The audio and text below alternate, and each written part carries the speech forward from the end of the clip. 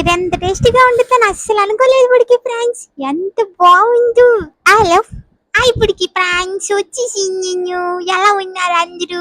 నేను super super ఉన్నాను. ఈ రోజు మా కోసం ఏం చూపెట్టినప్పటికి అంటారా, అక్కడికే వచ్చినాను. మా డాడీ సంతలో చింతకాయలు దొరికాయని ఇంటికి తెచ్చారు ఫ్రెండ్స్, నేను తింటానని.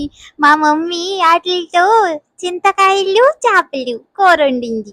వినడానికి విచిత్రంగా ఉన్న టేస్ట్ మాత్రం బొలిగా ఉంది. మనం నాన్ వెజ్ లో వెజ్ అనే సిరీస్ స్టార్ట్ చేసాం కదా, అందులో ఇది రెసిపీ నెంబర్ 2. రెసిపీ నెంబర్ 1 కావాలంటే మన ఛానల్లో ఉంది. ఈ వీడియో అయ్యాక వెళ్ళి చూసేయండి. ఏంటిప్పటికి మొన్నేమో చింత చిగురు, ఇప్పుడేమో చింతకాయలు. మరి నెక్స్ట్ ఏంటి? చింత వేర్లా అనుకుంటున్నారా? కాదు ఉడికి ఫ్రెండ్స్, అలా కలిసి వచ్చేసింది అంచి. అలా అని మా ఇంట్లో చింత చెట్టు ఏమి లేదు. అడే రెసిపీకి వస్తే 1/2 కిలో చింతకాయల్ని బాగా శుభ్రం చేసి అలా ఉడకబెట్టాలి. తర్వాత ఒక పెద్ద దాకా తీసుకుని అందులో ఆయిల్ పోసుకుని ఒక ఉల్లిపాయ మీడియం సైజు ఉల్లిపాయ కట్ చేసి అందులో వేసి బాగా వేపాలి. అందులో ఉప్పు వేయాలి. కళ్ళు ఉప్పు అంటూ, మరి ఆ ఉప్పు కళ్ళు ఉన్నాయో ఏంటో. అది బాగా ఎరుపు రంగు లేగిన తర్వాత ఓ 3 స్పూన్లు ఏంటిదది అల్లం వెల్లుల్లి పేస్ట్ తీయాలి. అదేసి బాగా కలిపియాలి. ఆ తర్వాత ఒక 1/2 స్పూన్ పసుపు వేసుకోవాలి కలర్ కోసం. మా మమ్మీ కొట్టింది నన్ను, ఆరోగ్యం కోసం అంట ఫ్రెండ్స్. నాన్ వెజ్ లో పసుపు ఎక్కువ వేసుకోవాలంట. తర్వాత 3 స్పూన్లు కారం వేసింది. అవన్నీ బాగా ఏగిపోయిన తర్వాత బుజ్జి బుజ్జి చేపలను తీసుకొచ్చి అందులో వేసింది.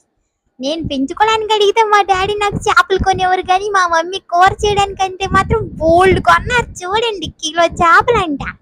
తర్వాత అవన్నీ వేసుకుని మనం ఇందాక ఉడకబెట్టి పక్కన పెట్టుకున్నాము ఈ చింతకాయలు, అవి తీసుకొని చింతపండు పిసికినట్టు పిసికి ఆ పులుసుని బుజ్జి బుజ్జి చేపల్లో వేయాలి. తర్వాత అన్ని రౌండ్గా తిప్పుకోవాలి. గరిటె పెడితే ఇడిపోతాయి అంటప్పటికి ఫ్రెండ్స్. అంతా అయిపోయాక ఒకసారి ఉప్పు కారం పులుపు అన్ని చూసుకొని అన్ని సరిపోయినాయి అనుకుంటే మూత పెట్టేసి బయటకు వెళ్ళి కార్టూన్ చూసుకోవాలంట.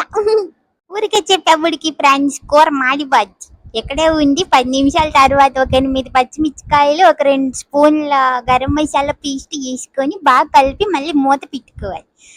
ఇది బాగా కొంచెం దగ్గర పడి ఇంకా పులుసు అయిపోయింది అనిపించుకున్నాక కొత్తిమీర వేసుకొని దించేయడమే, కూర అయిపోయింది.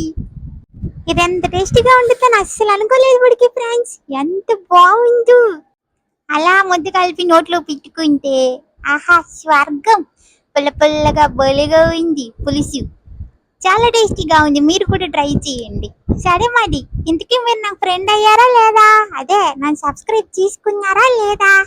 చేసుకోకపోతే చేసుకొని నా ఫ్రెండ్ లిస్ట్ లో యాడ్ అవ్వండి. మరి మీరు ఎప్పుడైనా ఈ కర్రీ టేస్ట్ చేసిరా? చేస్తే లైక్ చేసి కామెంట్ చేయండి. మీరు ఎవరికి పెట్టాలనుకున్నారో వాళ్ళకి షేర్ చేయండి. ఇంకో కొత్త వీడియోతో మళ్ళీ కలుద్దాం. అప్పటిదాకా నా పాత వీడియోలు చూస్తూ ఉండండి. సరే మరి, ఉంటాను. మియావ్.